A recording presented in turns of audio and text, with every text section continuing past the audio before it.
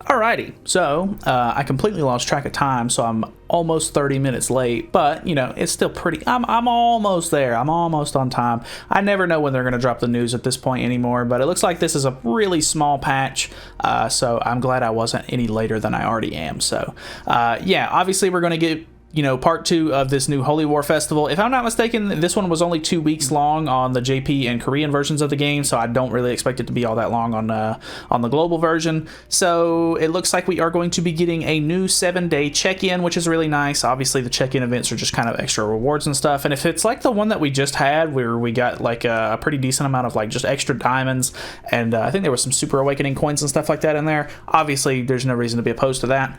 A special battle event, I'm assuming this is just like a growth event or something like that. Or no, I think the battle events are the ones that got moved to Fort Solgris.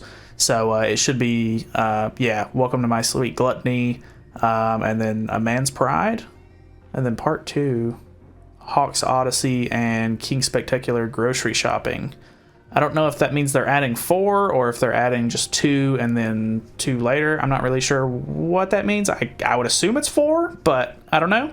The biggest thing, though, is that they're adding this new boss, Demonic Beast Belgius, who is, from my understanding, the hardest knighthood boss that they've added so far. Obviously, Akumu was really, really difficult when they first added him on the global version of the game, because I think they added him like a tad bit prematurely on the global version, whereas on JP in Korea they already had like Super Awakening level 4, and I think it was. Yeah, I think they dropped Akumu right before Super Awakening came out on global, if I'm not mistaken. I could be my time frame off there, but yeah, this guy's supposed to be pretty tough.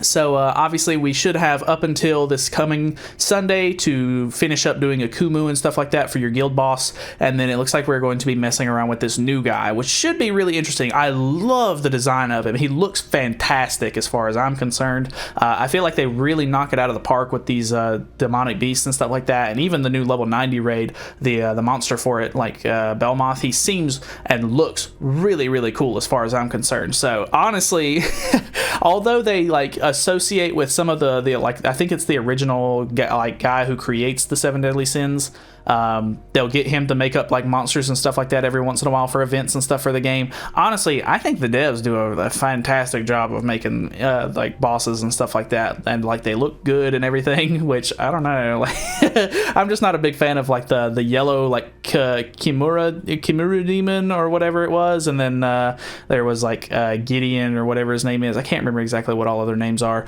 but yeah, all of those, not the biggest fan. But anyways, it says Belgius will become the new regular boss, and Akumu will be switched to the off season after the next knighthood reset, so that'll be next Sunday. You can still pick and enter between the 3 already existing knighthood bosses, so you can, like they have been for the last little bit, you can still play the off-season bosses if you need to. I don't really know if there's a reason to, though, unless you're just trying out different strategies and stuff like that for it.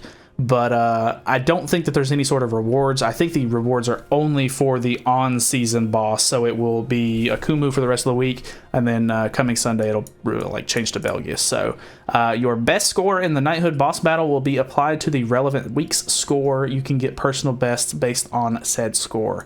So that is pretty cool. Honestly, I'm looking forward to being able to mess with this guy because he seems really interesting. It's kind of unfortunate that like this update really doesn't have anything for content, so I'm gonna have to wait all the way until Sunday to even mess with him at all, which is a little unfortunate. I kind of wish they would have just did it for the past update, so that way we would have got him today, and I would have been able to mess with him now while there's really not as much going on. But there are still, you know, the final boss is still up.